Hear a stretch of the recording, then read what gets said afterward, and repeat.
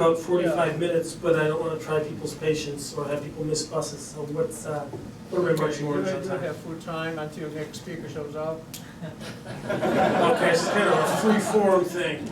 All right, well, we'll see where this goes. I've been asked to talk about the situation in the South China Sea, and I have titled my talk "No End in Sight," which tells you that I'm not going to be proposing that there are any magic bullets or quick solutions on this one. On the one hand, the news of the placement of the missile batteries in the paracels seems to make this a timely talk, but we could have made a claim about it being a timely talk during almost any week over the past few years. There would have been something, either a recent freedom of navigation operation on our part or some other deployment or island building on the Chinese part. It's timely all the time. The South China Sea issue is, in my view, the most contentious issue in U.S.-China relations and is going to remain so for a long time. I am going to try to present as balanced a picture of the approaches of both sides today as I can.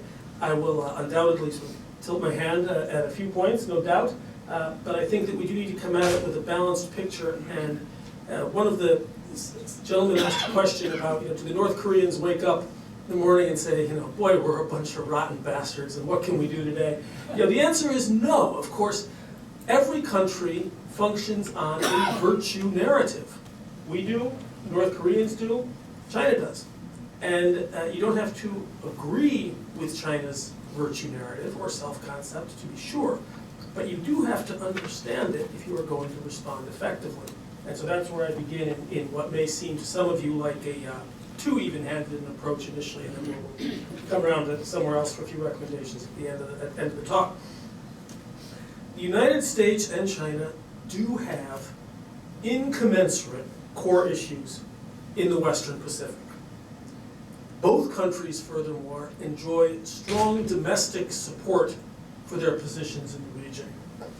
And each believes, or professes to believe, that all fault for tension in the Western Pacific lies almost entirely with the other. And China thinks that it is blameless, everything's America's fault, and the United States has roughly the same view of China's position. Beijing and Washington, furthermore, both have strategies that are aimed at increasing the costs that the other party must pay for its principles or to defend its core interests. So this sounds like a pretty dangerous mix. Each side realizes that it must not go to war with the other, talk about this a good deal, over the South China Sea, and yet neither seems to know how to keep tensions from rising. That's a very broad, long-term strategic situation. The deployments on Woody Island, I think, is simply this week's bellwether. It tells us that we're in trouble. A couple weeks before, there was a previous one, and there are more to come along the same lines. Woody Island, remember, has been under China's control for 40 years and was long since militarized. So we knew this. This isn't a surprise. It's also, of course, claimed by Vietnam and Taiwan, so this is a disputed territory, but long since a militarized island. So I said just now that the South China Sea is the most contentious issue in U.S.-China relations. So if you'll forgive me for being very macro and going from 30,000 to 100,000 feet, what is this thing we call U.S.-China relations? What is the context in which we should understand the tension in the South China Sea? And a lot of this applies equally to the East China Sea. It's my view that what we call the relationship, and we tend to speak about that as though we could track it day to day based on tensions and exchange rates and human rights violations and CFIUS suits, this sort of thing. But really what we call the relationship, it is the gradual and uncertain playing out of a historic process wherein China learns to be a major power despite its instinctive insularity, and the United States adapts to Chinese power despite our desire for preeminence. Again, it's a long-term, uncertain, historic playing out. It's not wholly in the control of either capital. China is learning to be a power, even though it's extremely insular, and we're adapting despite the fact that we want preeminence. In this formula, what I want to emphasize is that both the United States and China face challenges and both need to change in some fundamental ways that they're not inclined to change if we're to avoid a worst-case outcome. This is going to be a primarily competitive process, but it's not without its cooperative aspects as well. We shouldn't ignore those. So where are we in the South China Sea? How do we get here? I'm going to begin with the Chinese position first, and then the United States position. Feel free, anybody, to sort of challenge this as you go along. It's very hard in describing either side's position to be entirely objective, in part because both sides aren't entirely consistent. So in China, I think that we need to focus on what China calls the 9-dash line. Is everybody familiar with this? Sometimes called the cow's tongue. It's a 9-dash line that goes all the way down and pretty much claims all of the South China Sea, sweeping right up against sort of the very borders, certainly the exclusive economic zones of Vietnam, of the Philippines, of Indonesia, and Malaysia. These claims are contested, but that map, that dotted line was drawn first in 1947 as an 11-dash line, not by the Communist Party, but by Chiang Kai-shek and the Nationalists. It was one of the things that the Communists decided that they would retain, thank you very much, when they threw out all the other babies in bathwater. So China has had this claim right along, and this claim is not new. It has always been on Chinese maps. Everybody has grown up with this. In fact, I've heard the fact that people grew up with it presented as a defense by leading Chinese officials and as proof that this was China's. Well, we've always grown up and we've been told that this is ours, therefore you can understand, can't you, that, well, it's ours and we feel strongly about it. And that's really what some of these defenses boil down to. But it's been on China's maps for a very long time, and China has been asserting its claims more aggressively since about 2010. The 9-dash line, China has been deliberately vague. While it has asserted that this line is extremely important, it has never defined exactly where it is, precisely what the line means or signifies, and what its legal derivation is. China is ambiguous on all of these points. The official claim now is that China claims all of the land features within that line and their associated waters, whether territorial waters or special economic zones. That's the official claim. And yet over the past several years, if we look at repeated Chinese statements from media, from generals, party-controlled media, and from other officials, and if we look at China's behaviors, I think it is legitimate for the rest of the world to think that the 9-dash line actually is a depiction of what China sees as its sovereign seas and land. This is not the official claim, but I think it's a very legitimate interpretation for the United States and others to take. China's point, so it looks like a claim of sovereignty, and actually when we conducted some freedom of navigation operations recently, China has actually claimed that this is an insult against China's sovereignty without detailing exactly how. And so the Chinese pattern, and Woody Allen is the same, and I think we'll continue to see this, is to carry out a deployment or the building of an island or something that looks like an escalation whenever possible in response to a United States operation that it can claim provoked their justified, reasonable response. Of course, we tend to claim that it's because of Chinese actions that we conduct more freedom of navigation operations. So these new HQ-9 surface-to-air missiles, which are similar to our Patriot missiles, were put on Woody Island not too long after a United States missile destroyer sailed within 12 nautical miles of Triton Island, which is a Chinese-controlled island in the Paracels. So this is China's strategy of what's been called salami slicing. Very intelligent incrementalism, and to date on this one, I've got to say they've got our number.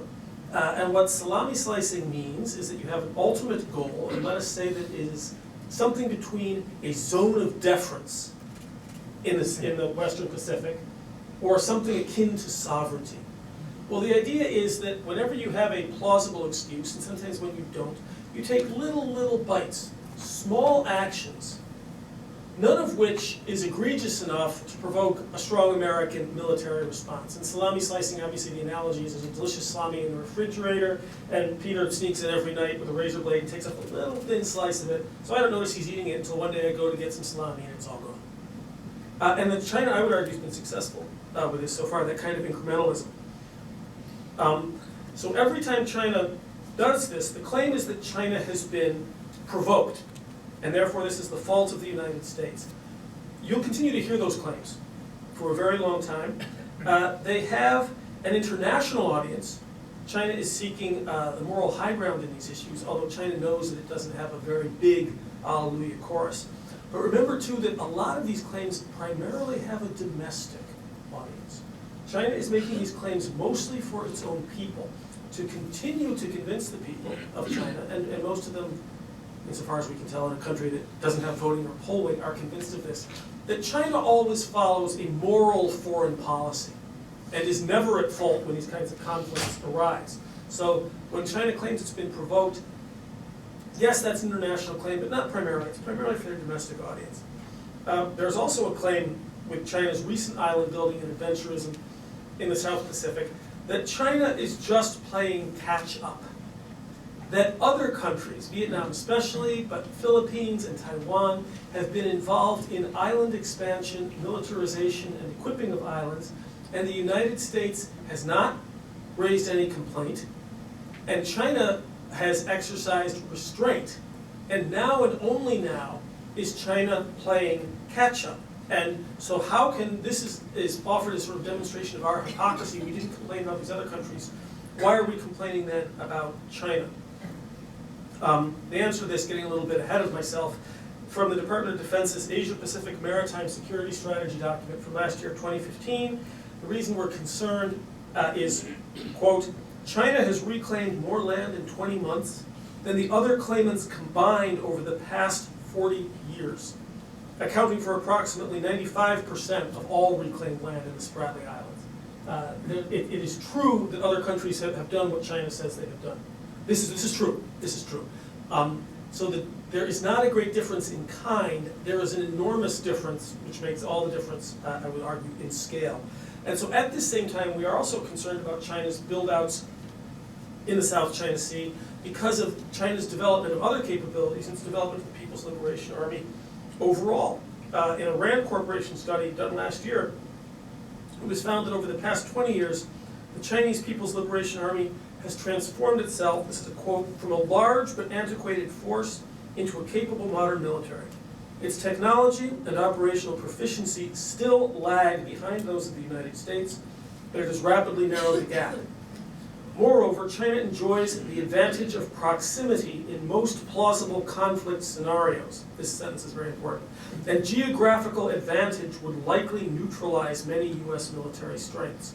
China is not close to catching up to the United States in terms of aggregate capabilities, but we also found that it does not need to catch up to challenge the United States on its immediate periphery within the Western Pacific.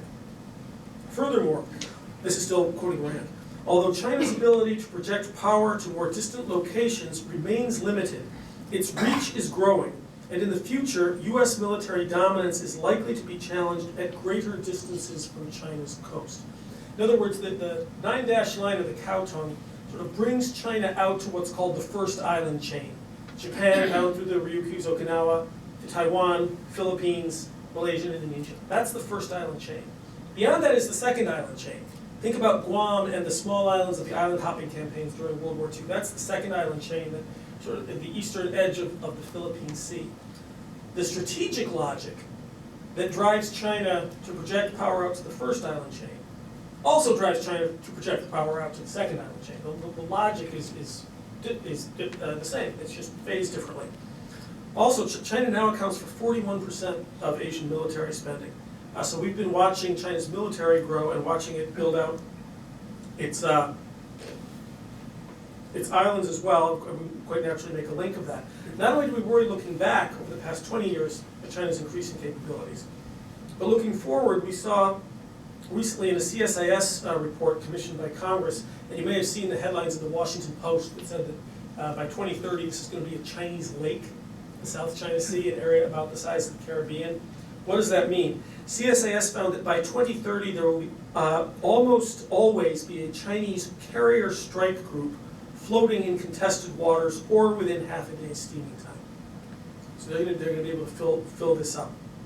Now, this sounds pretty ominous, dire. Here comes China to take over. Again, it's very important to realize that China describes this very plausibly from its point of view. This is part of China's virtue narrative. This is the Chinese Communist Party defending the sacred motherland from the great hegemon.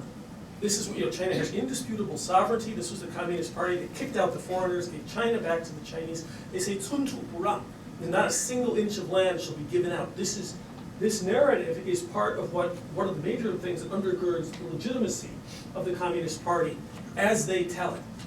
And I know many of you are thinking of counter cases, yeah, but, and there's a lot of those other arguments.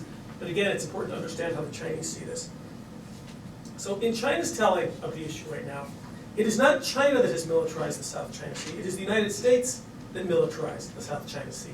Hua Chunying, the foreign ministry spokesman, just said this yesterday. And I copied this in here in Chinese, so I'm translating if I go, so this will be a little chopped.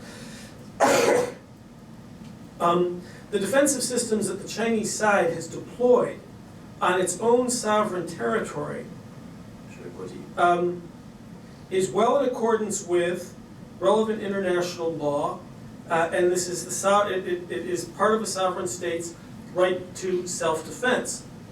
It has nothing to do with militarization. This is a very natural thing. It's completely normal and legal.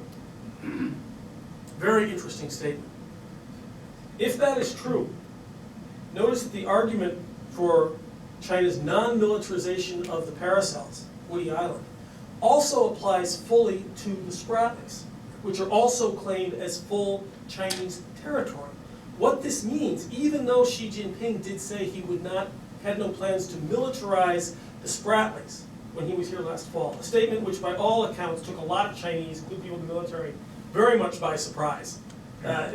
People don't know, it sounded like you might have pulled this out of a hat. But in this formulation of Hua Chunying's, there is no such thing as Chinese militarization of Chinese territory. It's impossible for that to exist. Therefore, Xi Jinping's statement is without meaning or doesn't apply.